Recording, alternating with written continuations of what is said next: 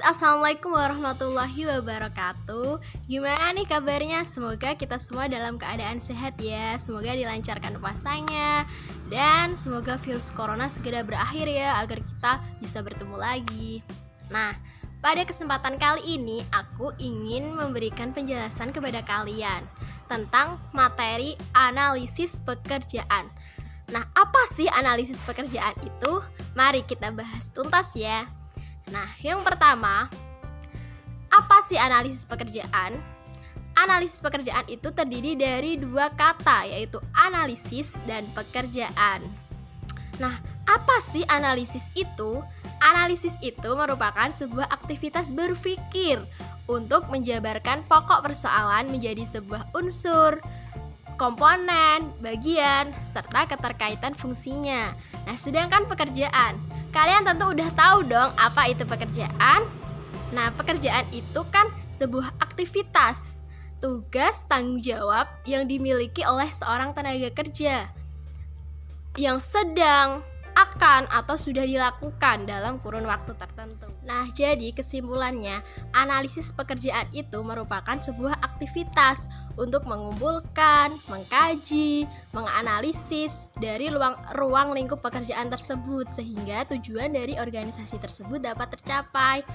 Next ya, kita lanjut. Kita bahas tentang tujuan dari analisis pekerjaan. Nah, yang pertama itu ada job description. Kalian tentu tahu kan, deskripsi. Yang namanya deskripsi itu berisi tentang penjelasan informasi apa saja sih yang ada di dalam pekerjaan tersebut, terus tanggung jawab apa saja yang harus kita lakukan, dan standar-standar apa dalam pekerjaan tersebut. Yang kedua itu ada job classification. Yang namanya klasifikasi itu kan pengelompokan. Jadi pekerjaan itu dikelompokkan berdasarkan rencana sistematika tertentu. Yang ketiga itu ada yang namanya job evaluation. Job evaluation itu merupakan prosedur klasifikasi pekerjaan berdasarkan kegunaan pekerjaan tersebut dalam sebuah organisasi dan dalam pasar tenaga kerja luar yang terkait. Nah, yang keempat itu ada job design restructuring. Kalian tentu asing kan dengan kata itu. Jadi itu merupakan usaha dari sebuah perusahaan untuk merelokasi, menstrukturalisasi sebuah pekerjaan dalam beberapa kelompok. Nah, yang kelima itu ada personnel requirement atau yang namanya specification. Jadi specification itu merupakan kualifikasi minimal sebuah pekerjaan. Jadi penyusunan persyaratan tertentu dalam sebuah pekerjaan. Lanjut ya, kita bahas tentang manfaat dari analisis pekerjaan. Jadi dari analisis pekerjaan itu sangat bermanfaat ya bagi perusahaan. Nah, manfaat yang pertama yaitu dapat membantu dalam kegiatan perekrutan dan seleksi. Jadi informasi dari analisis pekerjaan tersebut dapat membantu para petugas rekrutmen untuk menentukan siapa sih karyawan yang cocok untuk menempati posisi tersebut. Jadi itu dapat mempermudah para rekrutmen ya.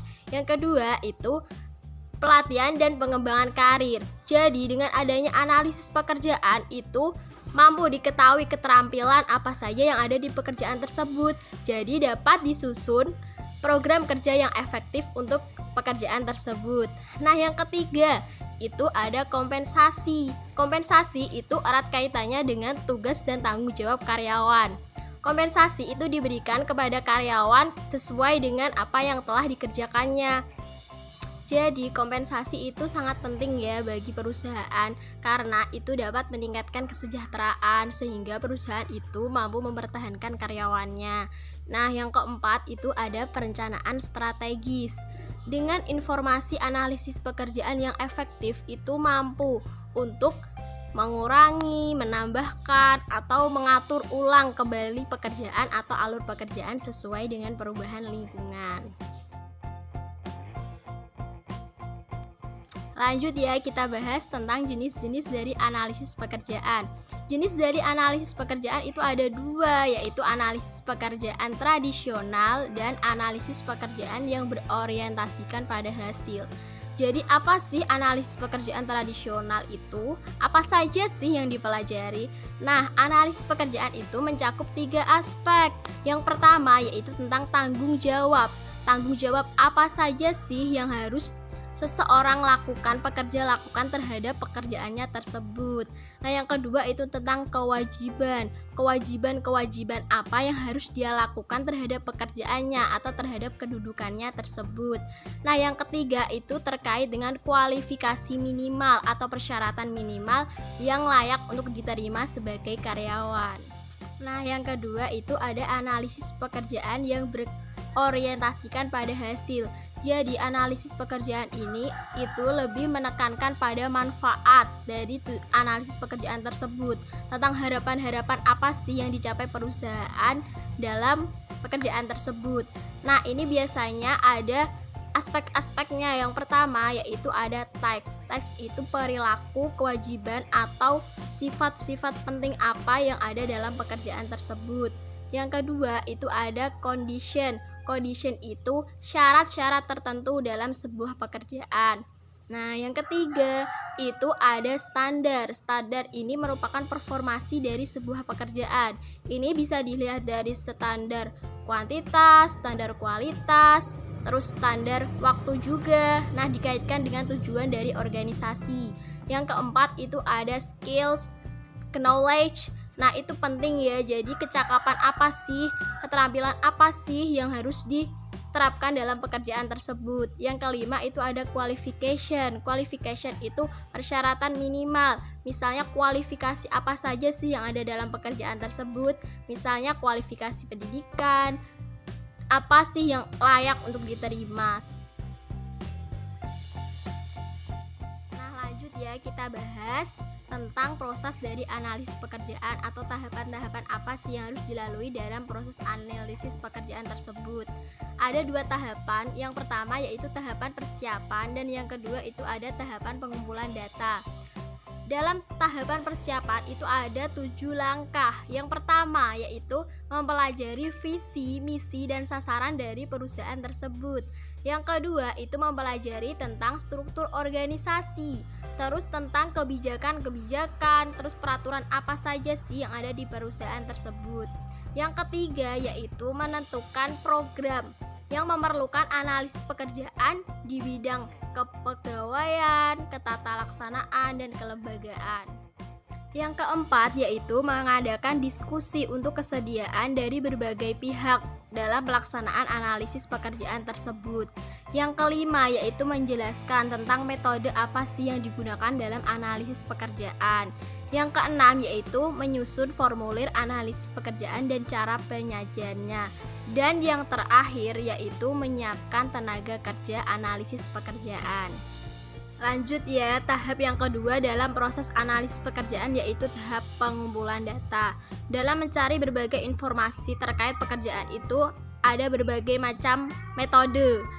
Di antaranya yaitu metode wawancara, ada kuesioner, ada metode observasi, dan ada laporan atau catatan harian dari partisipan.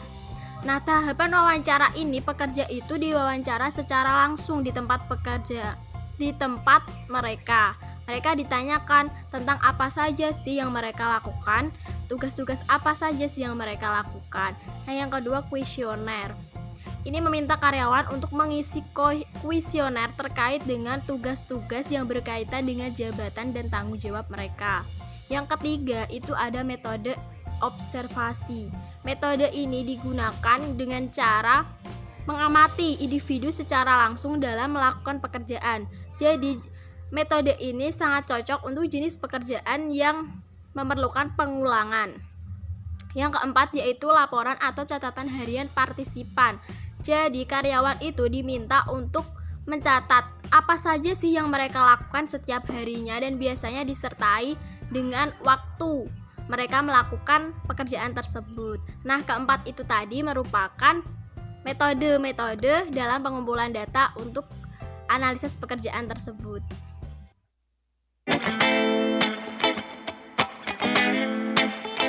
Assalamualaikum warahmatullahi wabarakatuh. Saya akan menjelaskan PPT PowerPoint mata kuliah MSDI tentang lembaga keuangan, ruang lingkup lembaga keuangan syariah. Yang pertama adalah lembaga keuangan syariah.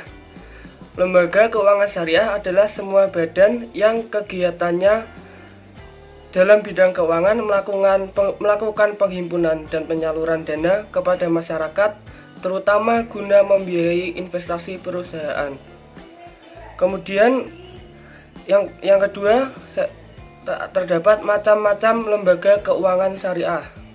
Yang pertama, Baitul Mal wa Tamwil atau BMT dan Koperasi Pondok Pesantren. Lembaga ini didirikan dengan maksud untuk memfasilitasi masyarakat bahwa yang tidak terjangkau oleh layanan bank syariah atau BPR syariah.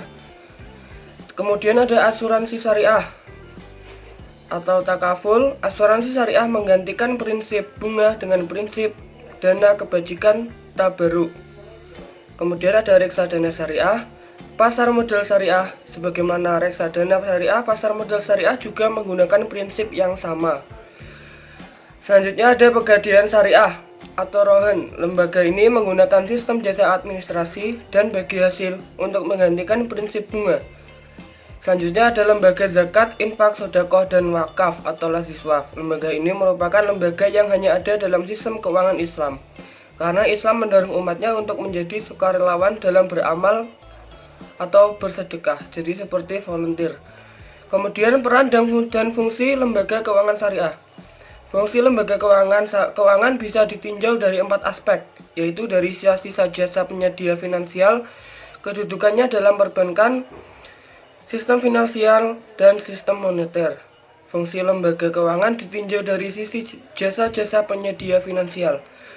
Jasa-jasa finansial yang disediakan oleh lembaga keuangan syariah harus didasarkan pada prinsip-prinsip syariah. Yang terakhir, di antara fungsi lembaga keuangan sebagai penyedia jasa-jasa finansial antara lain, yang pertama fungsi tabungan, kemudian ada fungsi penyimpanan kekayaan, selanjutnya fungsi transmutasi kekayaan, fungsi likuiditas, fungsi pembiayaan kredit, fungsi pembayaran, dan yang terakhir fungsi diversifikasi resiko. Sekian, terima kasih.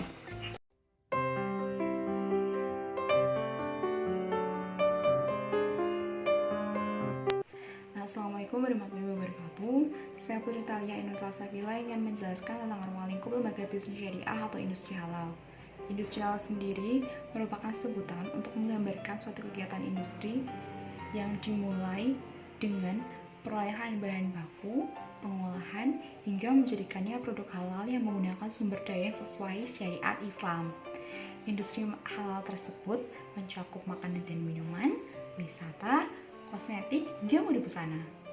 Untuk makanan halal didasarkan pada cara yang baik dan sah dalam proses untuk mendapatkannya. Saat ini banyak makanan yang sumbernya halal tetapi cara pengolahannya yang tidak benar sehingga menjadikan makanan tersebut menjadi makanan haram. Di Indonesia, industri makanan halal tersebut harus dan wajib untuk mendapatkan sertifikasi halal dari MUI.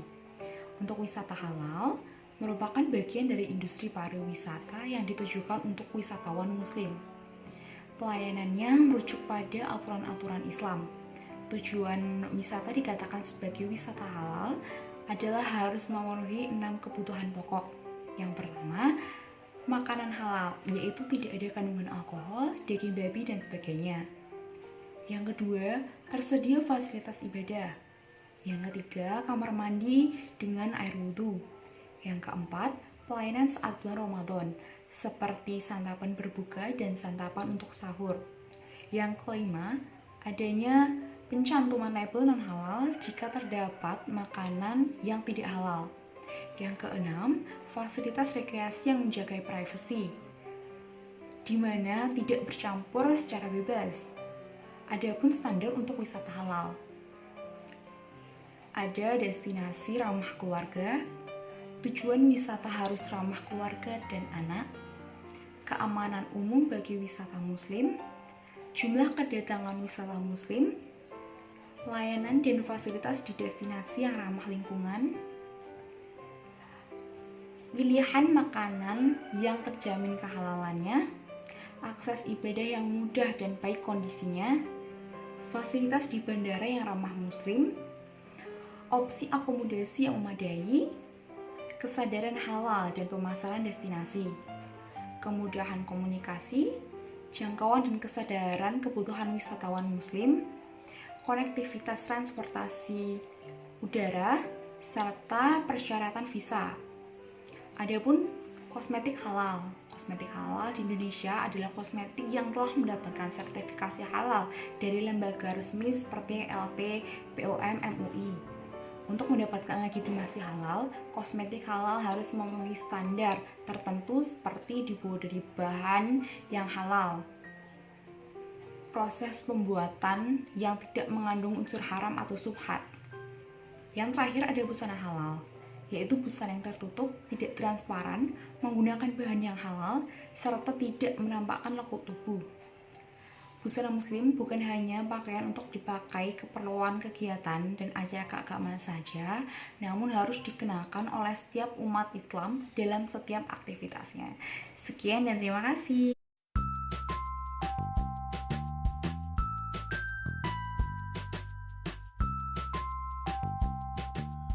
Pokok pembahasan selanjutnya yaitu ruang lingkup lembaga nilaba syariah. Lembaga nilaba syariah itu sendiri merupakan suatu institusi yang dalam menjalankan organisasi atau lembaganya tidak berorientasi mencari laba. Namun demikian bukan berarti lembaga nilaba syariah tidak diperbolehkan menerima atau menghasilkan keuntungan, di mana keuntungan tersebut digunakan untuk menutup biaya operasional atau disalurkan kembali untuk kegiatan utamanya. Ruang lingkup lembaga nilaba syariah mencakup 3 hal. Yang pertama, rumah sakit syariah merupakan institusi yang bergerak di bidang pelayanan kesehatan masyarakat yang di dalamnya berupaya untuk mengaplikasikan nilai-nilai syariah sesuai yang tertuang dalam Al-Quran dan As-Sunnah. Adapun karakteristik rumah sakit syariah antara lain, sistem pelayanan pasien yang sesuai dengan ajaran Islam, mulai dari pembacaan basmalah pada pemberian obat dan tindakan, pemakaian hijab pada pasien perempuan, jadwal operasi yang tidak berbenturan dengan waktu sholat, hingga penanganan pasien yang meninggal sesuai prosedur ajaran agama Islam. Kemudian pengelolaan dana keuangan rumah sakit syariah dengan menggunakan lembaga keuangan syariah.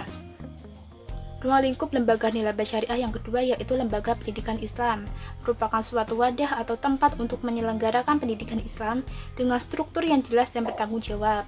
Adapun tujuannya yaitu untuk menjadikan manusia yang beriman dan bertakwa kepada Allah Subhanahu wa Ta'ala serta berakhlak mulia dalam kehidupan pribadi, bermasyarakat, berbangsa dan bernegara.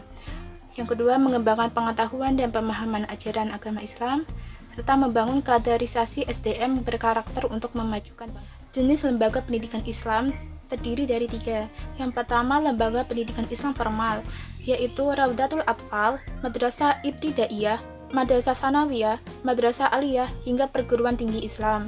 Yang kedua, lembaga pendidikan Islam non-formal, contohnya Taman Pendidikan Al-Quran atau TPA, Pondok Pesantren Salaf, Majelis Taklim, serta lembaga keterampilan dan pelatihan lainnya. Yang ketiga, lembaga pendidikan Islam perpaduan non-formal dan formal atau mu'adalah, yaitu pesantren yang dipadukan dengan kurikulum nasional.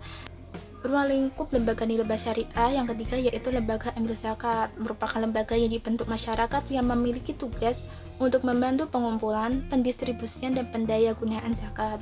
Tujuannya untuk meningkatkan efektivitas dan efisiensi pelayanan dalam pengelolaan zakat serta mampu memanfaatkan dana yang ada dengan maksimal. Kemudian untuk meningkatkan manfaat zakat dalam mewujudkan kesejahteraan masyarakat dan penanggulangan kemiskinan.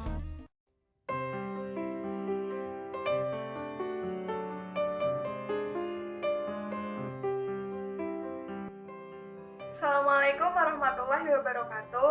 Perkenalkan, nama saya Kanina Urfi. Di sini saya akan melanjutkan presentasi yang telah disampaikan oleh teman saya sebelumnya.